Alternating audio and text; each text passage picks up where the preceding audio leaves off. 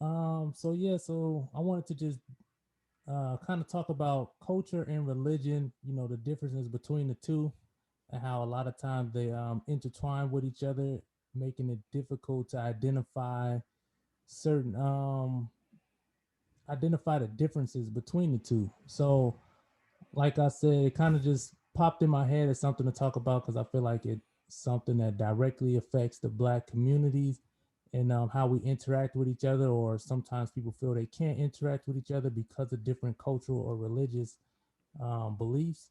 So we can just break down like the differences between like the two, how we or what we think, and then we can go into maybe some of the broader senses of like how society separates the two or intertwines the two for whatever Right, reason. right. Okay, yeah, that's cool. Yeah, yep. 'Cause I have some ideas about sort of that what you just said. All right. So I know for me, I always think culture is more practices and behaviors um, of a tribe or community of people. So I feel like a cultural practice could be something like the type of food you eat, or it can be, if you celebrate certain traditions culturally, like maybe the birth of a child might be something that a culture celebrates versus not celebrating the birth of a child. How people celebrate the death of people. To me, I believe those things are kind of naturally cultural things that people will do differently across different cultures without being coached or anything. It's just kind of a natural process. Versus religion, I always think of that more of a belief in a belief system in something, usually something divine. But to believe in something versus just to perform a practice, I always feel like that's ultimately the difference between the two. However, a lot of times religious beliefs can come with practices and different types of behaviors that are associated with those religions, which can make it very difficult for people to understand the difference between the two. So some religions, they'll say their religion teaches that they shouldn't eat certain foods or should eat certain foods, where that's something that could be cultural or religious. So it makes it difficult when you don't understand a religion or a culture fully to know the difference between the two. Okay. Yeah, that makes sense, man. And I was sort of taking some notes down like as you were talking and uh I think that well something you had said earlier, having practical conversations about religion versus culture or religion and culture and the commonalities between the two, the distinctiveness between the two. I think religion, like you said, it's sort of there's definitely things that could just be defined in the realm of religion, and there are certain things that could be more defined in the realm of culture. But if those two things were circles, if we drew two circles, obviously there'd be a point at which they overlap, and that there are certain aspects of culture that right have religious connotations and ramifications, and vice versa. And sometimes the challenge is to figure out if it's possible or even necessary where certain aspects originated, did they originate within the religion or the culture? Because in that example that you gave, as far as like eating pork, for example, we know that's a religious mandate, especially for Islam.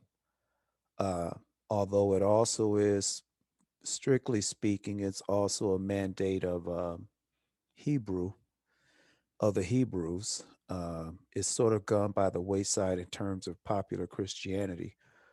But eating pork, for example, is a mandate, was a divine mandate, which then also we see reflected in the culture And also, if a culture is a health conscious culture, then there are practically things that they also, will abstain from, like pork. And so you have a practice that exists in both circles of religion and culture. In the case of eating pork, it could be likely that, the roots were in religion. But we also know that a group of people, um, if they're inclined to do a certain thing or have certain habits, they will also see those sort of backfeed into the religion, and they'll sort of ascribe it to a divine sort of aspect. For example, the Bible, the scripture says not to have images, right? Or whatever. But we see images of a Eurocentric Christ all throughout popular Christianity. And we know that's probably something that, well, not probably, that's something invented in the minds of the dominant culture. But then that dominant culture then ascribes those sort of aspects to the religion. And so you have this sort of imagery or practice that exists in both spheres. But the other thing I was just going to say real quick is, well, basically that was it, sort of like how they overlap. Oh, I was going to say, and hopefully I'm not getting too ahead of the conversation, but in terms No. of practicality, and the differences between religious groups, uh, and I know we're going to touch on that. Well, you know what? Maybe I'll let you go ahead and say a piece on that if you want, and then I'll just sort of follow up. Oh yeah, that's cool. Um, yeah, I mean, I think we kind of saying the same thing. Like, there's definitely differences between the two, but it's at some point it's kind of inevitable that they're gonna overlap each other, and nobody really knows sometimes what came first. The chicken or the egg kind of deal. But it's not really much I want to elaborate on because it was like I agree with what you said. And I think that that's something that needs to be talked about to make a healthier black community because a lot of times when people practice certain religion, they it's almost like they break away from certain cultural practices because maybe they feel like all music is bad now because they found this new religion, not really understanding where music comes from, just generally, and the type of music you listen to and the lyrics that you listen to make a huge difference in what type of music you should be putting into your body versus just anything that's music related. People will say you shouldn't focus on that because that's not, there's no religious grounds to it. um so I think it's important to have these conversations because I won't get too specific about certain religions right now. I think we should open that up for a later conversation. I kind of wanted this to just be an introduction to just the differences in cultures and religions and how we can start fine combing the differences and so that people can have a better understanding, hopefully with the hopes of bringing people closer together. So this is not a conversation that we want to divide the people with. We actually want to bridge those gaps, because you'll see certain people that say they're not religious. However, they'll practice or they'll read out a certain religious context, and they'll claim they're not religious, but you don't see those people practicing any religion. So it's hard to say, like, are they practicing a religion but they're just not accepting that it's religion, or are they atheists? Do they not believe in a god or something like that? So I Right. honestly want to find just more understanding, because to be spiritual or religious or cultural, all those things, I think there's a place where you can find balance where people can coexist. Facts. I think just to sort of comment on that last thing you said. I honestly, philosophically speaking, I don't think it's possible to not be religious and exist in a creation made up of information and made up of order. I don't think it's possible philosophically. I don't think it's even possible, demonstrably scientifically. I think people that say they are not religious or that they're atheists, I think they're being disingenuous, and I'll backtrack to sort of some of the other topics we're talking about, not wanting to veer off, but just it may be a useful context. But for example, if a Hebrew Israelite or Christian or Muslim says that they believe that God created everything, and that's why you see order, because it's consistent with our experience with engineering and what happens as a result of intelligent engineering and design. You will see order, you will see parts working together, you may see complexity, but you'll see sort of an overall function to things that's different than, say, just the aftermath of a tornado, for example. If a tornado is random, and it just has energy, it just sort of moves randomly, and it will tend to destroy things and it will cause disorder. But the house and the structure before the tornado passes through, right? It's going to have plumbing, electricity, and all this and that, and people will go in and out, and there's sort of a purpose there, and there's an order, and there can be complexity. I think that when we back up and look at the universe, um, not just sort of DNA, what happens in the body of persons and organisms and the structure and the little missions that the micro machines go on when you look under microscopes, and even sort of the order of the solar system, the galaxy, and gravity, and whatever, strong weak nuclear forces. Everything is synchronized. There's so much order to it that if a person comes along and says, I don't believe there was a super intelligence that came before all of this, I think that it came out of nothing, came out of a big bang, and then it sort of organized itself, and it turned into stars, and it made life, and they turned into fish, and then monkeys, and then eventually humans. Mm-hmm. Well, there's no way. That sounds preposterous sort of on its face if you apply the same model to anything else. Like if you walk home and say, my house built itself. Right. I mean, that there's sort of a supernatural aspect to that, Right. because we know that's something that's not natural. It's not natural for a house to build itself, much less establish all the plumbing and everything like that. Put solar panels on the roof. We know it takes intelligent effort to do that, but if we claim that it happened and then we give it millions of years, eventually the house made itself, it's not likely to happen. In fact, with more time, it's likely to become more disorganized. Mm-hmm. But we atheists apply this as as a valid explanation for our existence.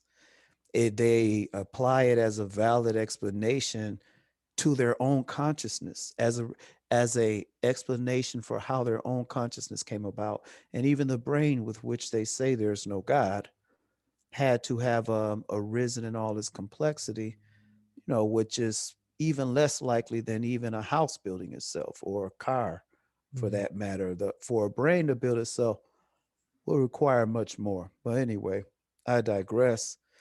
I'd say that to mean sort of being religious is something that I think people don't always quite understand. So even the atheist believes in supernatural, inevitably. And Right. whether or not you become organized and try and sort of define the personality of that religion, or if you say it's Muhammad, or you say it's Yeshua, or you say it's, Buddha or somebody, or the Great Spirit, these are human efforts at defining and putting a person or personality to the creative force and the intelligence that supersedes our reality. And I don't think I think it's inescapable.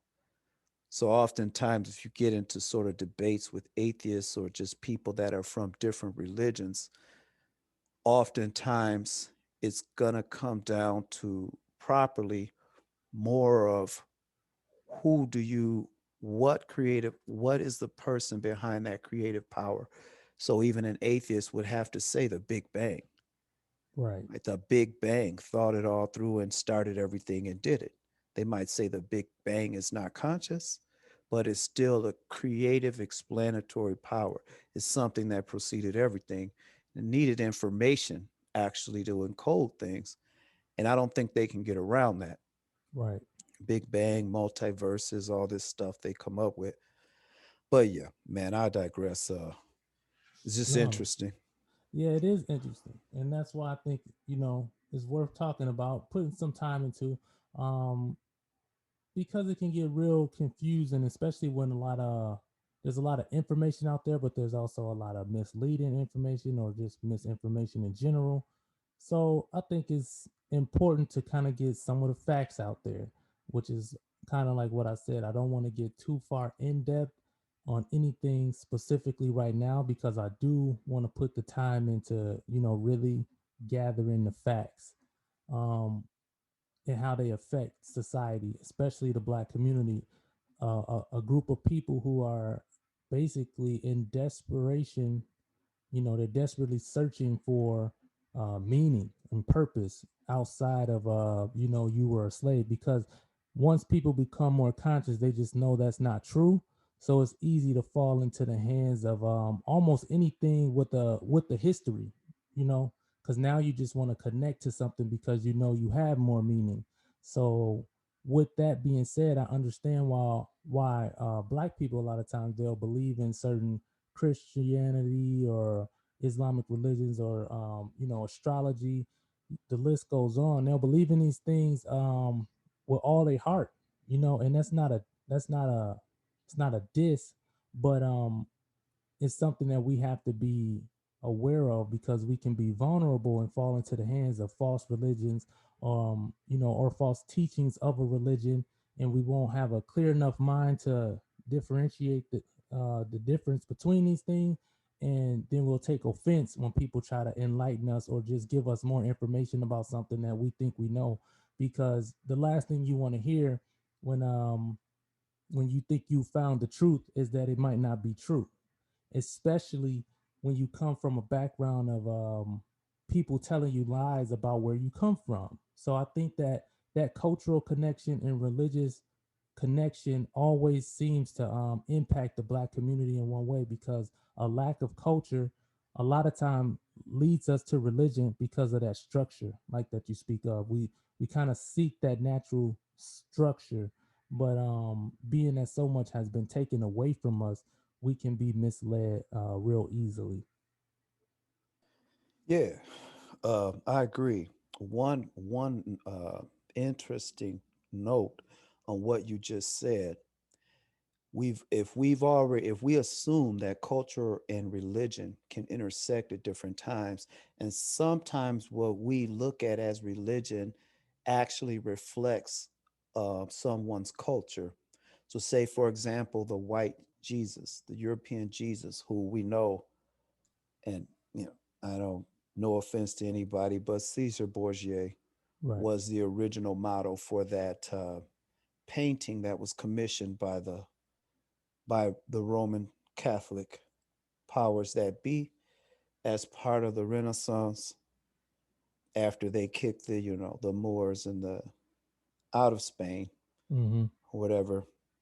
That represents a culture, and it represents a uh, a cultural effort. The Renaissance of bringing back the European to prominence after they kicked the Moors out of the Iberic Peninsula.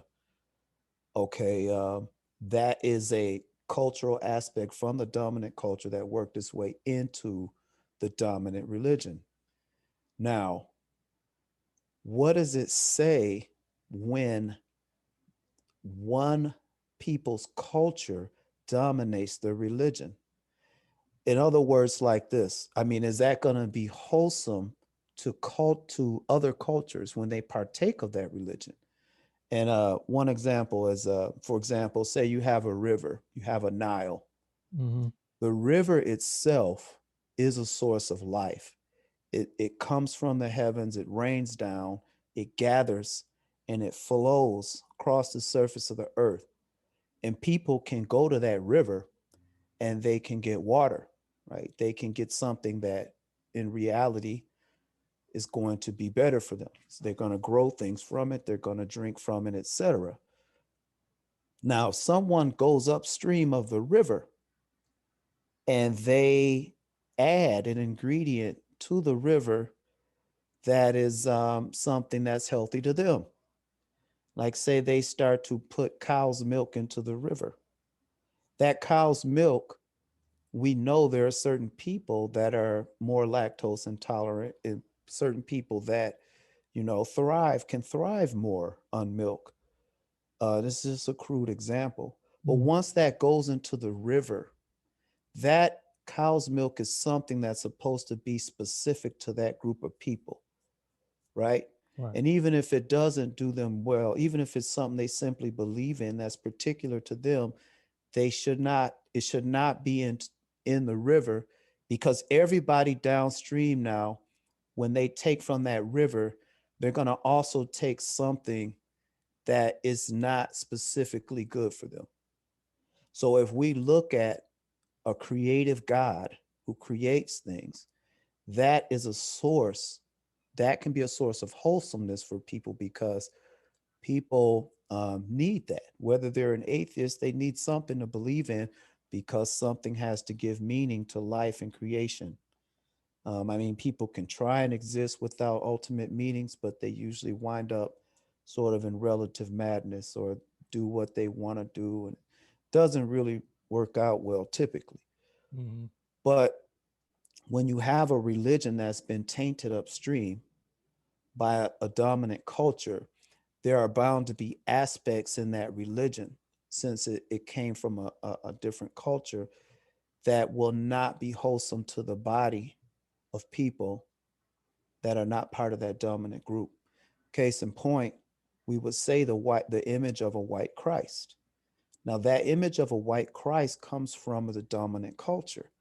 Now, it's not harmful to a white male necessarily, or even to a white female, because it can be interpreted as part of their family, and it can give a sort of an image of divinity and validity to their own potential in this world. Mm-hmm. However, if you are a young black male or black female, now you want God, but now it has this image of a white Christ that has been added to it. And while you can find and establish relationship with God per se, it comes leavened with this image of a white deity, which is hostile towards you in reality. I mean, when you have certain encounters or you encounter discrimination, etc., Mm-hmm. there's a consistent image between your oppressor and the deity, the image of the deity. So sometimes what I mean is, like, we have to be careful to ferret out the influence of culture in religion, especially when it's not our native culture in the religion. So what that means for black people, um, based on what you're saying, is sometimes what we'll do is we'll gravitate in our search for connecting with God and finding ultimate meaning and purpose. Sometimes what we'll do is we will adopt religious structures and systems that are systematically hostile to who we are naturally.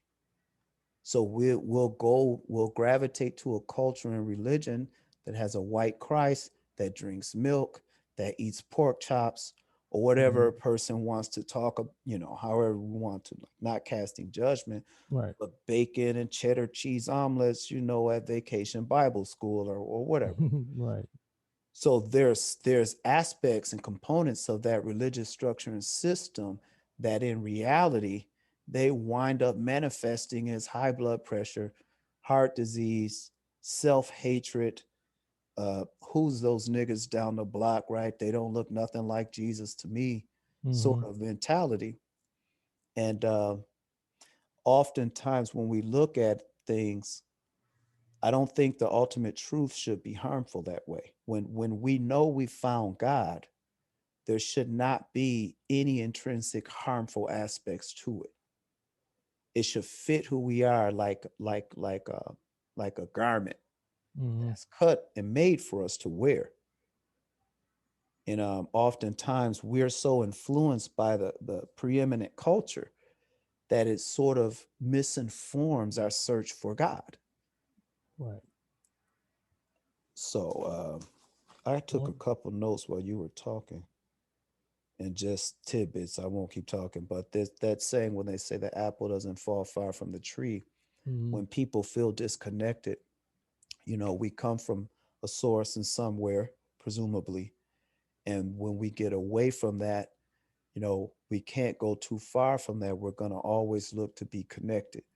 That saying, well, the apple doesn't fall far from the tree. Well, we know apples come from the tree uh, properly, and people trying to separate from religiosity um, tends to cause them to sort of wither in Mm-hmm. isolation. And I mean, even atheists. Truth is not intimidated, but can be offended at times. So, yeah, like when you talk about different religious groups, like if I know who I am, I can speak to a brother that's a Muslim or in Islam. Right. Why? Because if I'm certain about who I am, that means I have truth. Now, if I know the truth, why would I be intimidated to even have a conversation with someone else? It would be like me saying, okay, I'm a man and I know that God exists. Now, if I'm certain of that, I'm not intimidated by speaking with an atheist. Right. At least when it comes to if there's something we're supposed to do, we're going to work on a project. We're going to figure out the best way to get this car to run or to make this garden work. He doesn't intimidate me in the least because I'm solid in who I am and what I know because that's what the truth is. Certain things, so I wouldn't have a problem talking to brothers that are from Islam or even black folks or anybody who says Right. they're Hindu or whatever. you know there are certain points of conflict we might have according to if we were to actually try and dialogue and debate things, right? Because certain things are going to be true and certain things are going to be false. Right. But I see that as that's the importance of knowing and understanding and acquiring the truth so that we can deal with each other without these sort of conflicts that seem to have drawn lines in the sand along religion. Yep. We're fighting because okay, they're his Hebrew Israelites on the corner cursing, or this brother is Islam, or this person is that, and it sort of keeps us segregated. And I think ultimately that's a testament of the insecurity Mm-hmm. and not being solid in our knowledge of who we are. Yep. I think that sums it up pretty good. And one thing I did want to kind of jump into that you kind of was talking about, just the difference in types of characteristics of people who practice certain religions. Like you were talking about the Israelite that kind of stand on the corner, and people who've encountered, those type of people know exactly what we're talking about. So I won't get too in depth of it, but I start to notice that with religion, because of the infusion of other people's cultures, a lot of times you get two sides of every religion almost, where you have this one side of people that say they're practicing the religious the right way, and then you have this extremist side. It seems like so. There's a Christianity, then there's a extremist Christianity, then there's Muslims, and then there's extremist Muslims, and then you have the black Israelites or Hebrew Israelites, and then you kind of have this extremist group, and it seems to kind of always follow that pattern where you have these two different types kind of disassociate from each other, and I think that causes confusion as well because you know I actually had to encounter Muslims on a real life basis to understand the difference between how they disassociated with what America was calling Muslims at a time where they were just saying Muslim terrorists, and they was associating those two words almost as if they were Right. synonymous. And so in my mind, not knowing not being educated about it, I had to actually encounter people who were Muslim and kind of explain in depth why those people claim to be Muslims or why they believe in the same religion. However, they don't practice, a certain way. And I had to think about like, well, that makes sense because even with Christians, you'll have people who say, "Oh, you ain't no Christian if you do X, Y, Z," as if Christians have to be perfect in a sense. And then you have people who they'll criticize Christians more harshly because they don't Right. understand that there are some people who practice Christianity, accordingly to the Bible, and they never have tried to put on a persona of perfection versus people who practice Christianity and they think that to be a Christian means perfection, and then they make the other Christians look bad, so everybody want to attack the people who are, I think they had a recent thing with Kirk Franklin. Apparently, he cursed at somebody, at his son or something. And I just kind of I never looked into it, but people were saying like they were really criticizing him heavily for like using profane language. And I thought it was kind of interesting. Like, whoa, well, are they expecting like, is there some kind of insinuation that Christians are perfect or that they can't be Christian if they mess up, or I don't know. And then the same thing with kind of the Hebrew Israelites, where you see people will pass judgment on the entire phrase. If you say you're a Hebrew Israelite, or if you say you're a Hebrew or anything, people kind of look at you like, oh, you one of those people. And you're like, well, no, not really, because we practice this way or we do things like this, and we really don't associate with those people. So, is there any comments you would have to, or that you can think of making on that? Couple things I would just say to like what you said. Like I agree. I think you're spot on. A lot of things are observations that we can make in the world around us. A lot of things are obvious, right? It's obvious that you have, say, within the vein of Hebrew Israelites, which already is sort of distinguished or defined, whether it's from inside or without, as black Hebrew Israelites. Okay, and then you have the brothers on the corner that's cursing and say nobody that's not part of that original vine is going to be able to make it into the kingdom. So nobody that's not melanated or part of the original tribes of Judah are going to make it. And then you have the other sort of the more, which is actually I believe more common and not. It's just the brothers on the corner get more airtime for some reason, but you got more Black Americans, especially, that are awakening to themselves and claiming uh, to be descendants of that. I mean, genetically, and so consequently are practicing and attempting to follow and do history and research. So you have these, but they're not claiming that hey, only Black people can make it. Right? They're saying sort of everybody is going to make it or has an opportunity, except typically the identifiable Hebrew Israelites will be sort of the leaders in the world. Sort of the same way you have a certain group of people that tend to lead the world now. And there's a typical aspect that you can ascribe to that person, sort of where they come from, their genetic legacy.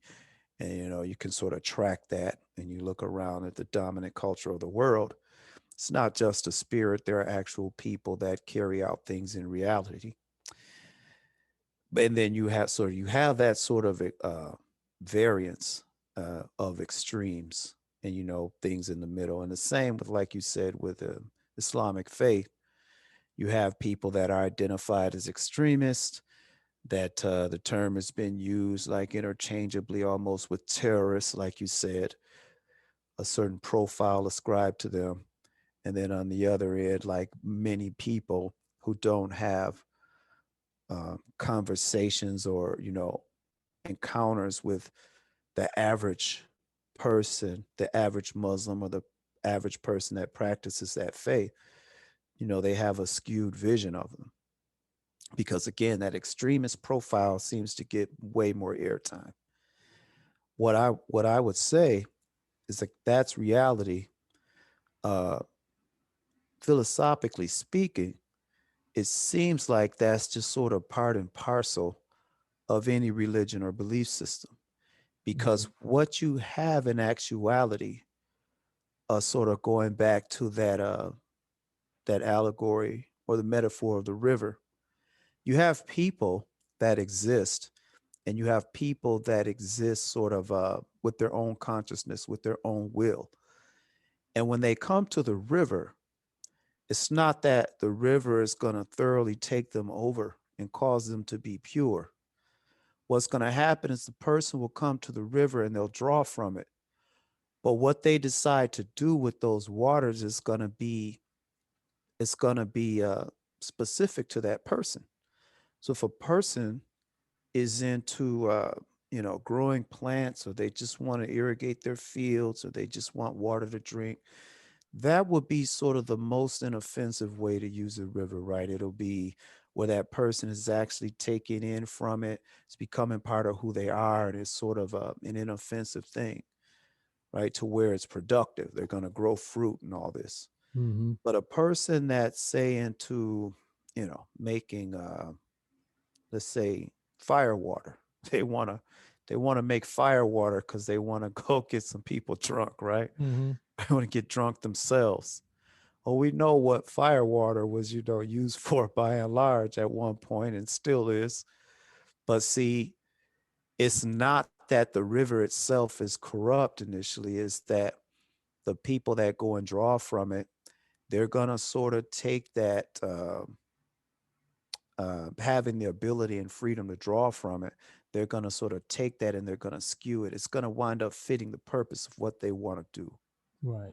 So That's a I good one. think, yeah. So I think that when we're talking about, you get these extremes because, for example, if you have, and this is not to play, angel's advocate or anything, Right. but if you have a group of people that has an experience of being oppressed, literally in reality, so they say they're in a ghetto, Mm-hmm. say they get beat, and say there's no local economy there. Let's say they have to either sell drugs or their bodies, or they have to turn to do things that are not good in order to thrive and survive. I mean, materially, to actually get food. Right. And there's rats and roaches there and everything. Well, when they draw from that that uh, metaphorical river, what's going to typically wind up happening is the same way when you pour water into a vessel, the water's going to sort of, not only is it going to fill the vessel, which is a good thing, but it's going to sort of take a form of what condition that vessel is in reality. So if you look at brothers on the corner that's lashing out, all right, in the name of God Mm. against who has traditionally and historically been their oppressors, that's an instance of what you could call extremism, but it's also parallel to those people's experience in reality. So Right. they may have had an extreme experience in reality. Right. And so when they come to God, per se, they may still be heavy handed. Now Right. it'll be God, okay, we'll put God in air quotes, like not for me, but for maybe some of Right. the listeners, Right. is ultimately going to be the judge of, okay, what's right or wrong there, you know, or understandably they're lashing out. Uh, or even with Islam, I mean, when we do case and history studies about what happens in, the the so-called Middle East, the targeted Middle East, Iraq, Iran, Afghanistan, certain other places as a result of a global economic dominance, Mm-hmm. right? That involves economic hitman and then war machines and the extraction of natural resources from places. What's going to happen is the oppression and the poverty that ensues is going to breed more desperate situations. And that will go for whether the person finds God or not. Mm-hmm. But that's more indicative of the person's condition in reality, I think, than, you can point to God and say, okay, look what God does. Right. Or look at what Islam does to those people. Right. or look at what being a Muslim does, or look at what being a Christian does. It's often more about what the culture is doing with that than when they weaponize, God. Yeah. So that was just sort of my No, that's good, man. That's real good. Just clarify, and I think that's why it's important to have these conversations, without it turning into arguments. But kind of like you said, putting the word God in air quotes, like those type of things have to be talked about because those are the you can say something as simple as that and really turn a lot of people off. Like they just kind of just by the choice of word that you use to define or to define your a divine power, which some people can be talking about the same entity, but however, because of so much cultural confusion about what words to use and what not to use, and actually the the severity in some religions, like you have to call on the right God. So it is important. It's not something to be taken lightly. However, sometimes when you talk to people and they can be so hypersensitive over it because they want to be right or they want to be following the right rules to their religion, you can turn a lot of people off simply by using the word God versus, Allah or Yah, or the variations of ways to call on a divine power, because of the differences that comes with the religious texts of those gods. So I think it's important that we talk about those key components, and like I said, we will dive deeper into those things on another episode, but this is an introduction. And another thing that I did want to talk about was I would say,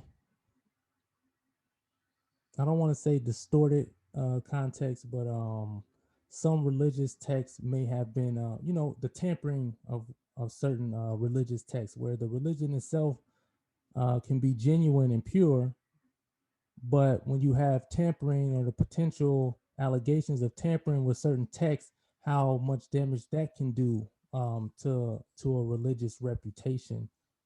So all of those things I think that we really want to tackle and dive into when we talk about these topics in depth. But right now, again, we don't want to turn too many people off, and we are trying to utilize this to create more understanding than division. So facts. unfortunately, we do want to be a little more cautious, but it's not like we're afraid to talk about these topics. But because we come in with a peaceful mind, and we really don't want to cause more disorder in a world that has a lot of disorder, we are taking our time on this subject for that reason. But that's the only reason, because it is to enlighten people and not to just attack people in any kind of way. Facts. And I just want to throw out there too, like as we talk about things, obviously, I don't presume to know everything, and I don't believe that none presumes to know everything. So this is sort of a reasoning where respectful dialogues or contributions, intellectual contributions, are welcome. We are not uh, intimidated or afraid or offended by things. Like I said, when you have dialogue and you're talking about things, that's the whole point of it. I even think a healthy debate ought to welcome either additional information or sometimes information that could seem to be contradictory. But Right, everything, by the end of the day, at the end of the thing, the pursuit is to gain knowledge and insight. right, I don't believe that God, whether God is sentient information, as I believe, or uh, unconscious randomness, big bangs, as some people believe. In either case, I don't believe that God is threatened by human beings' pursuit of knowledge and understanding. mm-hmm. And it takes, you got to grow up to be able to do that.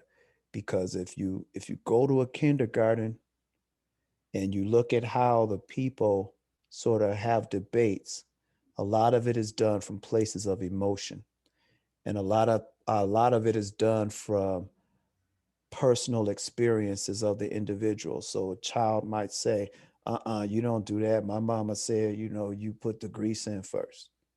And Mm-hmm. then they're going to argue with that other kid. But that's based on their feelings and their personal experiences. Right. But as you go up through the grades, eventually you should come to groups of people that argue more from intellectual standpoints, whereas that child 20 years later shouldn't be saying, my mama said put the grease first. Right. Should be saying, okay, well, what facts do you have to back up that, you know, That would pork change grease is anything. Right. Like what do you, are there any health studies that back up your position that, right. you shouldn't put pig lard in back in the can and then, Right. it Exactly. should take the form of a more of an intellectual approach. And that's what we aim for here. Yeah. So yeah, that's perfect. And I will kind of this will be kind of the last thing that I'm kind of throw out there before we wrap this up because like I said, I was gonna keep this a little shorter because it's an intro. One of the last things I want to say, I'll dabble into a little bit of what I believe because I feel like that will help the public kind of understand where I'm coming from. But as far as with black people, especially not necessarily religion, but I'm a person who don't necessarily believe that all black people come from one part of the earth. And I know that that sometimes can be something that people will kind of try to not necessarily argue aggressively, but they will kind of give them the big eyes where they're like, "What you talking about?" Um, but Facts. yeah. So I'm like, I don't necessarily think it was just all black people was in Africa and then spread out. I I feel that black people are very natural, so I kind of look at the parallels with other things in nature. So even like a fruit tree, like there's some fruit that grow in certain regions that don't really grow in other regions. Different types of animal species and fishes. So when you look at those things, that they were created by an entity or something. And I feel that when it comes to black people, that we could have originated from different parts of the earth. And how we traveled and migrated throughout time, I think is a super unknown, and it's something that a lot of people are figuring out. Just different types of information that is really kind of bridging those gaps. So one thing for sure is that we know even more today than I would say probably a lot of people know within the last 100 years is that even in America, they're starting to find human remains of African people, black people that were here long before the voyage that Christopher Columbus made, almost 200 years before. So, with that being said, they know that there was a black presence even on this land before slavery. That's not really talked about. In addition to what happened, like I said, at least 200 years after you have this transatlantic slave trade. So those are the type of things that will kind of get me going where I will look into it, not necessarily from a religious point of view, but just that's more of a cultural thing. Like I said, to me, that's not something that I would put against religion in any kind of way. So if a religious said that, all black people started in Africa, I wouldn't argue somebody with this information. But culturally, when it comes to, who we are as a people and trying to reconnect with who we are and all those things, I think that those points are pretty valid. Again, that's something that I will get more in depth in on another episode. So I'll let you kind of say your piece to wrap up and then we'll go from there. Okay, cool. Yeah, I think that's valid. I think that's, I'm the type that I always keep my ear to the ground, keep an eye out and everything. So sometimes, like what you just said, it comes as a surprise to me sometimes, a low level shocker that people still don't know some sort of these obvious things, right? Um, that not to mention that the book that came before Columbus and it talks about the Olmec statues that are in Central America, parts of Mexico that are clearly what we would call Afrocentric busts Mm-hmm. of the seafaring people that were all across were all over the planet. Uh, they there was obviously cultural exchanges. There are artifacts in Central America, Latin America that are that would otherwise be Afrocentric in origin. Some correlations between what you find in terms of arts and artifacts in Africa, and then you dig some of the same things up in other places on the planet, Mm-hmm. and sort of the illustrations that you can find in native depictions across the world. Now, the thing is, obviously, uh, what we call Black people were all over the world, and there was a technology, and there was the ability to sail and chart the stars and all these things long before Columbus, because history tells us, when we're honest, uh, that Columbus, Portugal, and these other Spain, they didn't even learn how to sail and chart the stars until they learned it from the Moors that were there in Spain. These Right. people didn't even know how to sail beyond the trade. I mean, they could sort of Right. follow trade winds, but they didn't know how to chart the stars. So Right. they never made it. When Columbus decided he was going to go to India and wound up in the, in Central America and some of his other lackeys in the U.S., they weren't able to even attempt that until they learned star charting from the Moors. So I mean, yeah, that's some of the stuff we can get into. I can't believe there's still people that think that all melanated people, to the degree that we are monolithic.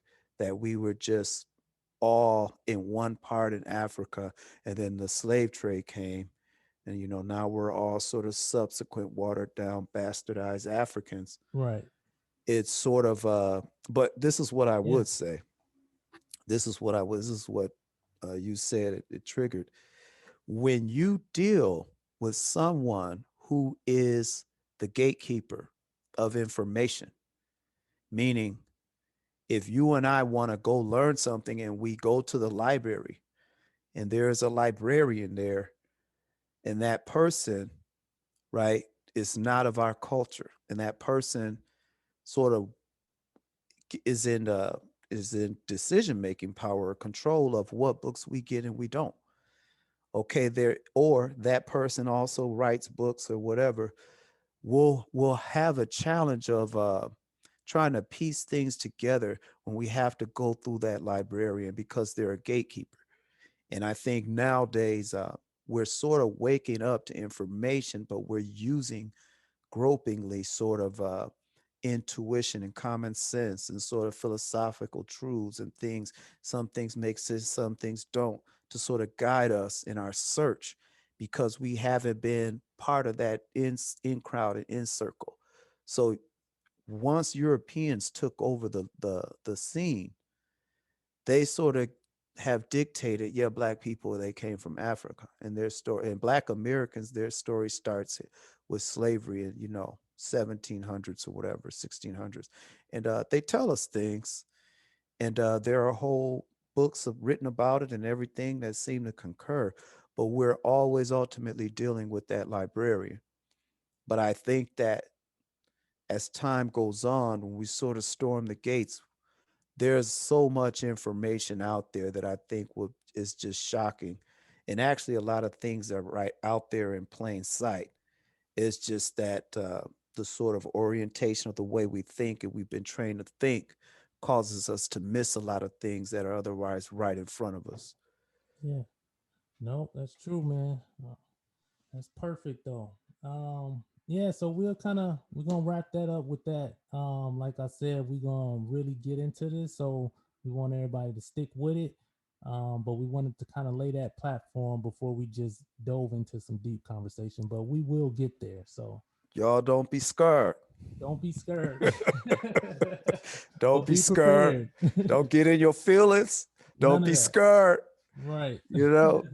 don't hit the off button, you know. Yeah, still hit the subscribe button and the like button, There you keep it go. going. And then, Smash that like button. yeah,